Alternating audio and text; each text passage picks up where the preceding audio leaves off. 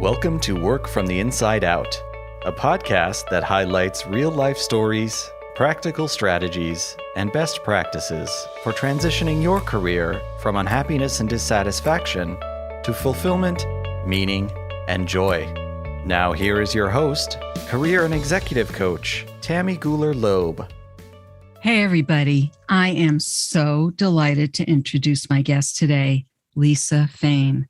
Lisa is the Center for Mentoring Excellence CEO, a global speaker and an expert in the intersection of cultural competency and mentoring. Her passion for diversity and inclusion work fuels her strong conviction that leveraging differences creates a better workplace and drives better business results. Lisa brings her energy, enthusiasm, and engagement to any group, facilitating lively workshops and training and delivering interactive speeches with practical steps that can be implemented right away. She is an executive coach who guides leaders to create better workplaces and is known for her frank, kind, and holistic approach to helping leaders help themselves. As Senior Director of the Diversity and Inclusion Function at Outer Wall, Inc., Lisa spearheaded the development, establishment, and implementation of its diversity initiative. Prior to assuming that position, she worked as Outer Wall's in-house counsel, coaching leaders and partnering with their human resources department to establish fair and effective policies and practices to sustain the organization as it grew in size, revenue, and renown. For almost a decade, Lisa practiced law in the Chicago office of a major multinational law firm, where she counseled employers on creating inclusive policies and practices. While in that role, she served as a master trainer who directed thousands of employees at companies large and small on creating better workplaces. Lisa is a certified mediator, graduated with a Bachelor of Science in Social Policy from Northwestern University, and holds a JD from Northwestern University School of Law. She lives in Seattle, where she loves to hike and explore the Pacific Northwest with her husband and two daughters. She is the co-author of Bridging Difference for Better Mentoring and the 2022 revision of the Mentor's Guide. Both are co-authored with Center for Mentoring Excellence's founder, Dr. Lois Zachary. Please join me in welcoming Lisa Fain. Welcome, Lisa. Hi, Tammy. So happy to be here. I'm so happy to have you here.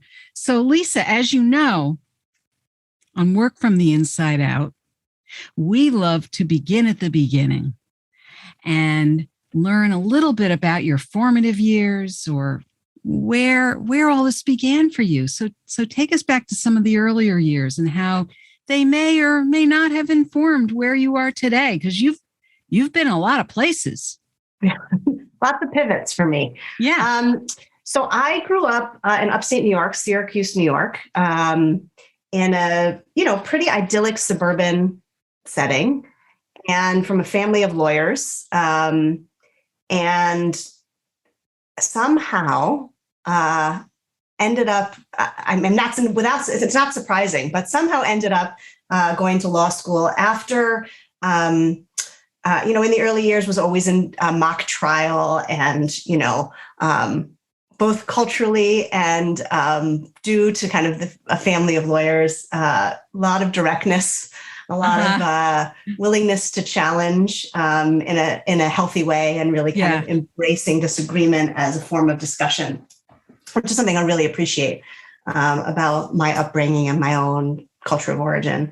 Loved being in mock trial. In fact, it really transformed senior year for me that otherwise I was ready to break out of upstate New York. But I also went overseas as an exchange student my junior year of high school. And I went to Australia, which doesn't sound like it would be all that different, but actually I went to a small mining town in Australia, and it was quite a cultural difference for me. So between this kind of push into the law, implicit, no one ever directly said, go be a lawyer, but it was something that I was drawn to, and the desire and the love of other cultures. Both of those things, I think, shaped where I ultimately went after college. I went to Washington, D.C. with a desire to change the world, and went and did some lobbying work for a not-for-profit on immigration and refugee issues. And it was really where I started to see some of these things come together, right? The lawmaking and the persuasion and influence of the lobbying world, my desire to embrace other cultures, and really a fundamental belief in the power of creating culture that welcomes immigrants and refugees, also from my cultural upbringing. And then it was time to go to law school, because that's what we do after a few years when we have that desire. I thought I was going to go to law school, come back and save the world in Washington, D.C.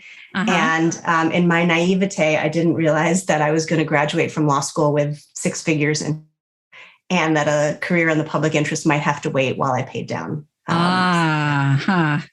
So I went into a law firm, and I chose the area of law that really felt the most to me like I could have some influence in a positive way, which for me was labor and employment law. It had the ability to do counseling and litigation, and I could use some of my negotiation and mediation skills that I learned in law school, and influencing skills that I learned practicing or lobbying in Washington, D.C.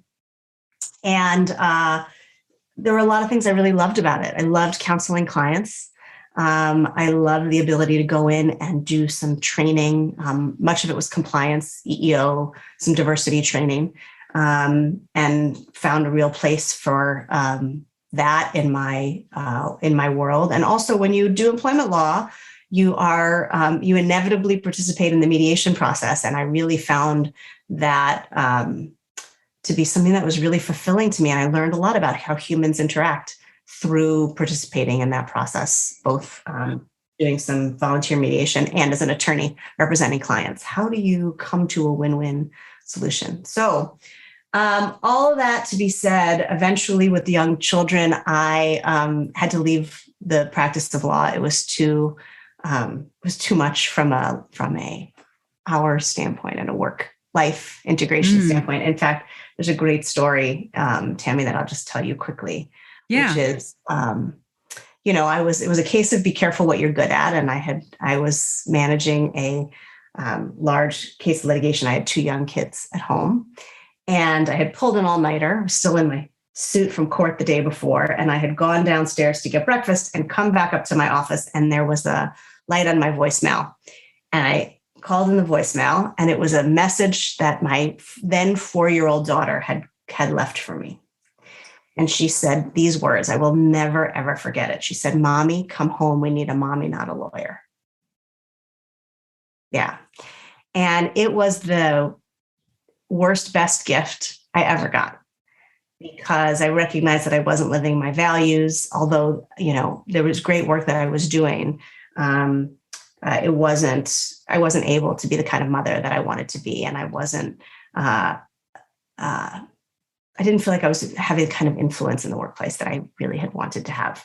So moved in-house to help a company that was just growing, needed to have kind of big kid workplace policies, which I found really exciting, and fell into the world of diversity, equity, and inclusion because it was something that I had recommended from a liability perspective to my colleagues. And they said, go figure that out. And those are my magic words. Go figure this out. I love when somebody says, go figure something out. So really fell in love with the power of DEI to transform workplaces, and then moved into that role. And then our women's group wanted a mentoring program. And so I called up Lois Zachary, who was the founder of Center for Mentoring Excellence and is also my mother. And I said, Mom, how do I develop a mentoring program? And she said she came in to ultimately to train the mentors and the mentees. And I just had this epiphany that what I had been learning about creating inclusive workplaces and developing relationships across difference were so aligned with the work that she was doing. And the rest, as they say, is history. Wow. So I love it. I love this story.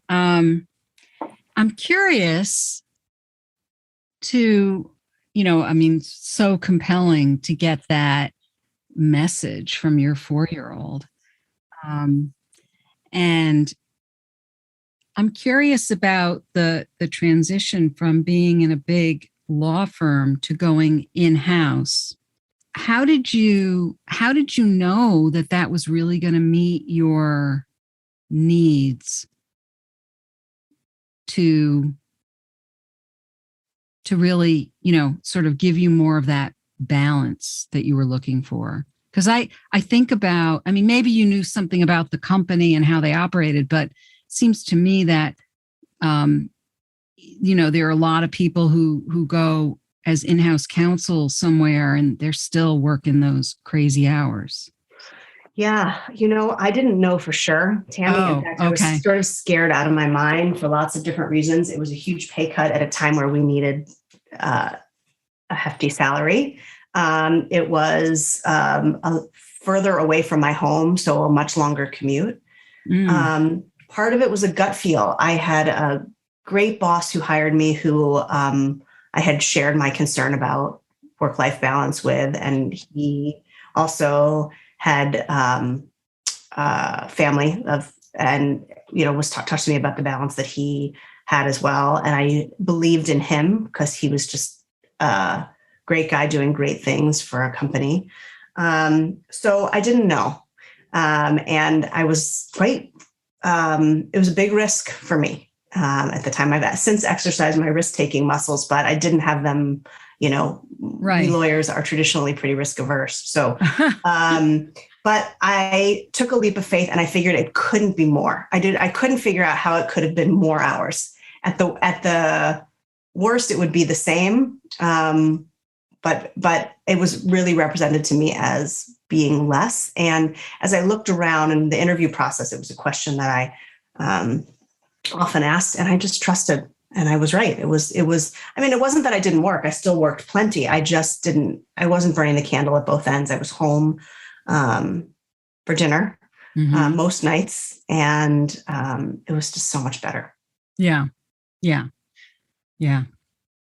No, I hear you. It sounds like, I think it's a good thing for my audience to hear too, that sometimes you make a strategic change as you did. It was strategic enough, and you don't always have guarantees, but you have to trust yourself enough and trust the situation enough to give it a try, right? Yep. And to know that it may not be perfect and you might have to make another change again, but it seemed like it was moving things in the direction you wanted to move them in, and it worked out.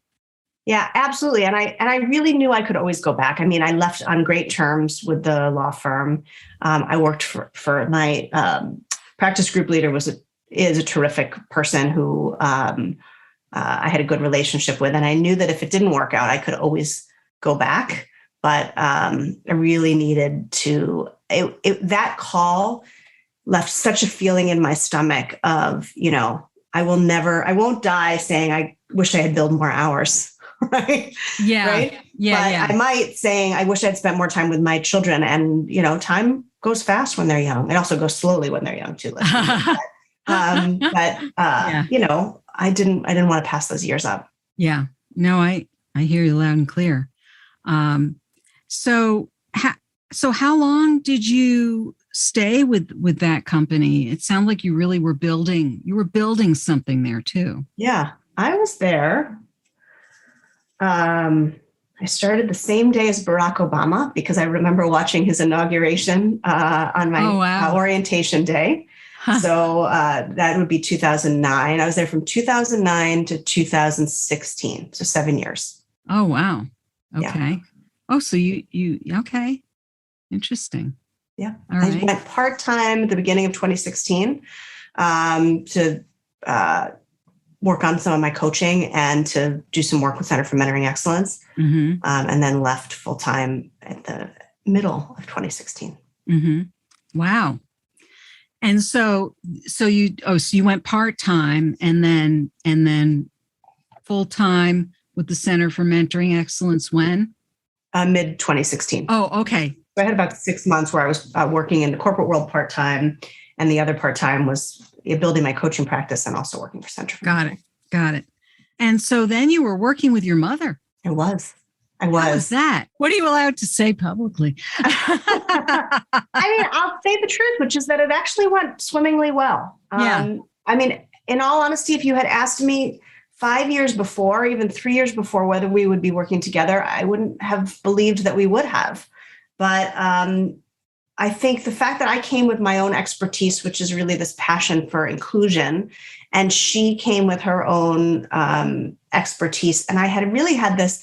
When I say it was an epiphany, I don't know that I'm overselling it. When she had come in and trained for the women's mentoring program, because I really had developed this frustration that everything that I was doing from a DEI perspective felt like it was not moving the needle enough. And then when I would start to see leaders have relationships with people who were different from them in some meaningful way, whether it was a mentoring relationship or a supervisory relationship, that's when things would start to change in the various work groups. And so I had this belief that the work we were doing was great work. She is a born mentor. In fact, her maiden name is Mentor, Menter. No way. So then she came into the mentoring world. It's That's a happy coincidence. I think we both had a healthy respect for each other's knowledge. So it's worked out very well. That's nice. I mean, I was sort of being a little funny about that, but no, I mean, it can be though. It can be tricky, right? And it's funny because initially, Tammy, we weren't telling people that we were mother and daughter because, to her credit, she really wanted people to give me the credence based on my credential, not based on my family. So we're up in front of a group training a group of people, and this guy during one of the breaks, this guy takes us aside and he looks at both of us and he says, has anybody told you have the same facial structure? Yes. Well, now, there's no hiding it, nor really is there a need to. It's been long enough that I think, we don't have to worry about that piece of it, but it's been really nice. Yeah. Well, and you've written 2 amazing books together too. We have and revised. I mean, they're amazing. How do I say this without sounding like I'm just full of superlatives? But I have both books in my hands, and they are extensive, exhaustive volumes of resources, information, worksheets on how to. They go beyond mentoring, in my opinion. They're incredible. Thank you. That means a lot. I'm really proud of them. The latest one is the Mentor's Guide. And actually that was my mother's first book, because what we did together was the 3rd edition. And when I first started in this work, there was a conference that I went to that my mother was supposed to keynote at, and she had gotten sick, a cold or something, but couldn't travel. So she recorded her keynote, and then I facilitated questions at the end. And this is when I was brand new into the mentoring field. And I'll tell you, Tammy, it was such an amazing experience, because after she had done her recorded keynote, I'm up at the front of the room. I answer a couple questions. The session's over. And all of a sudden, people start to line up to talk to me. And it's not to talk to me, because nobody knows who I am yet. Right. And they're holding, the first or the second edition of the Mentor's Guide in their hand. And they're telling me how important this work was in their mentoring practice or in their own mentoring relationships. And it was a huge moment of pride for me to see the impact that my mother's book really had in the mentoring field. And so I was thrilled when we got the chance to work on this together. Yeah. Just holding it in my hands, the physicality of the book, it's hefty. And it is, how do I was thinking it's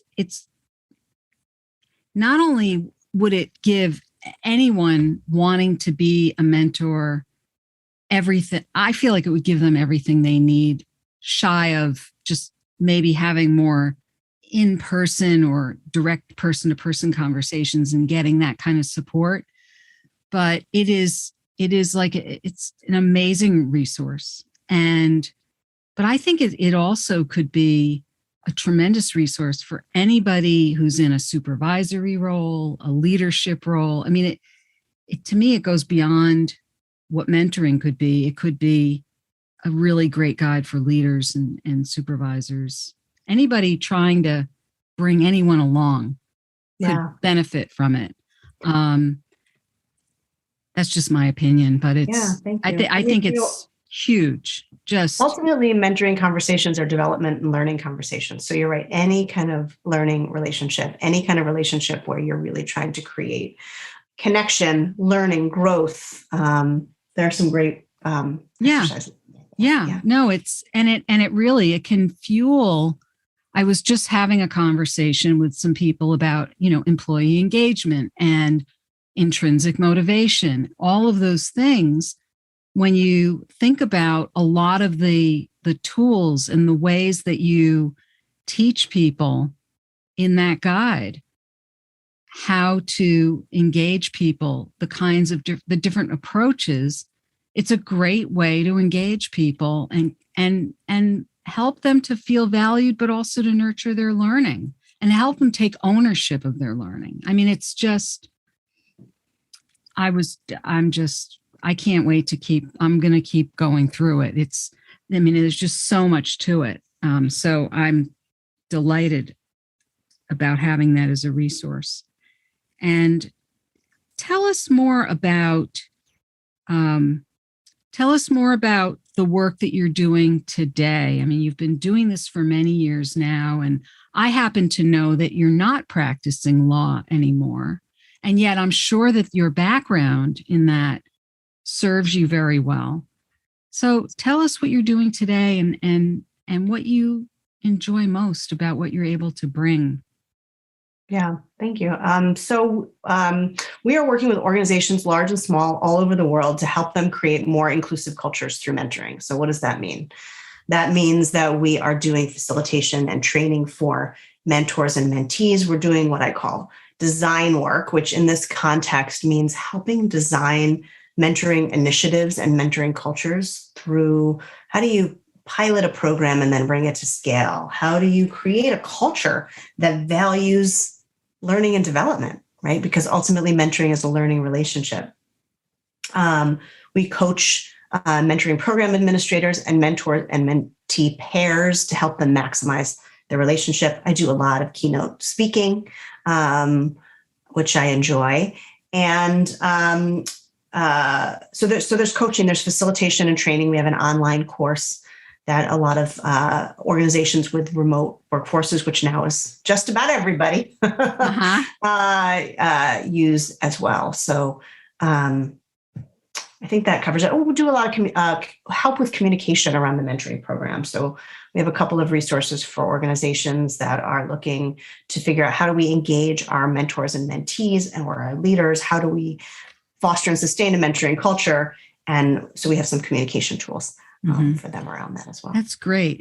So you really help people build their mentoring programs, but also how that ties in with inclusion. And, obviously we're hearing a lot these days about diversity, equity, and inclusion. And those terms get thrown around a whole lot. Yeah. I would say that what you're doing is probably helping people to really dip more than a toe in those waters. They really can set foot in there and really build a program that can help people evolve through that with mentoring, right? Yeah. And this for me was the bridge between being a diversity, equity, and inclusion practitioner and what the work that we do now is. Inclusion requires action, right? Inclusion is something that everybody needs to do on an individual basis. And too many organizations are saying, okay, let's delegate it to a professional. It's really important to have a professional at the helm who's directing it. Don't get me wrong. I think that that's really critical. But in order for it to really take hold, everybody has to learn inclusive behavior. Everybody has to feel accountability for creating inclusion. And one of the things that's amazing about mentoring relationships is that it creates that urgency and that agency for inclusion. And so I find this work really exciting for that reason. And when you ask what I love the most about what I do now, it's seeing this make a difference. It's hearing the stories.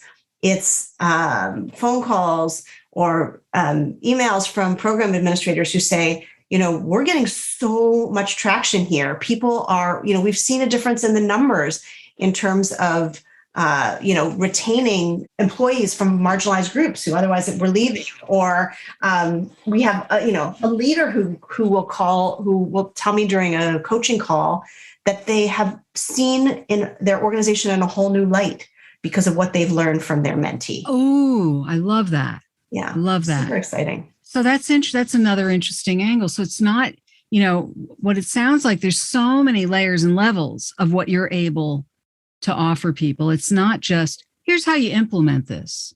It's not just nuts and bolts.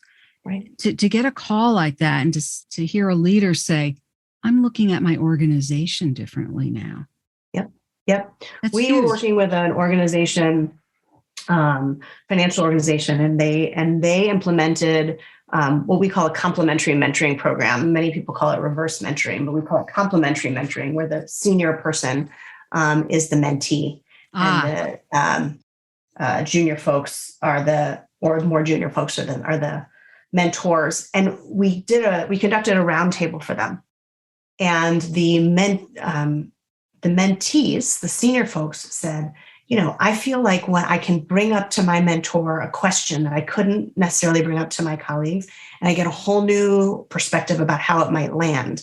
I learned something new about how a younger generation is perceiving policies in the workplace that have been around for years that we just hadn't, thought about. Or I now have, and by the way, it's great for the mentors to get exposure and a whole bunch of other things. But you really start to hear about the learning and the reciprocity of the learning, and that's just super cool. Right, and that's really at the heart of inclusion.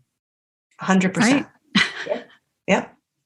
Oh, I love it. I love it. I love it. So, so what's next? What's next? That's a great question. What's next? Well, I'm really excited to be working on getting the word out about the Mentor's Guide, because it just came out 2 weeks ago. We're recording this now at the end of June. It came out mid-June. And doing a lot more speaking about the Mentor's Guide and about bridging differences for better mentoring, which is the first book. Right. And I'm going to enjoy summer with the family, which is a big one. Now that I've chosen this life where I get more balance, is really remembering that that's to suck the marrow out of that. There you go. So that's great. Yeah, that's And so, Lisa, what's the best way for people to learn more about your work if they want to be in touch with you? So check out centerformentoring.com, CENTERFOR mentoring.com, centerformentoring.com. There's a bunch of great resources. If somebody just wants to, if you even just sign up for our newsletter, free newsletter, we don't sell you anything. You'll get a lot of great free resources on there as well. Mm-hmm. So, and I'm also on social media at LZ Fain and Center for Mentoring X, C4 Mentoring on Twitter. Okay. Well, we will include all of that in the show notes. Great. Thank you so much for sharing your fascinating story and for all that you're doing to bring us all together. I'm enamored with what you're doing, and I really appreciate having you here today. Thanks. The feeling is absolutely mutual, Tammy. Love being here with you. I hope you enjoyed my interview with Lisa Fain. It was so interesting to speak with her and learn about her background and professional transitions. What's your key takeaway from our interview? If you are interested in any of the resources mentioned in today's podcast, you can find them in the show notes on my website at tammygoularloeb.com/podcast. Just look for episode 184. Are you anticipating your next professional move? Check out my new book, Work from the Inside Out, Break Through 9 Common Obstacles and Design a Career That Fulfills You. It's available in print and ebook editions through my website, Amazon, Barnes & Noble, independent bookstores, or through your local library. If you were inspired by this episode with Lisa, please share it with your friends and colleagues. And please subscribe so you don't miss next week's show. Remember, subscribing is always free.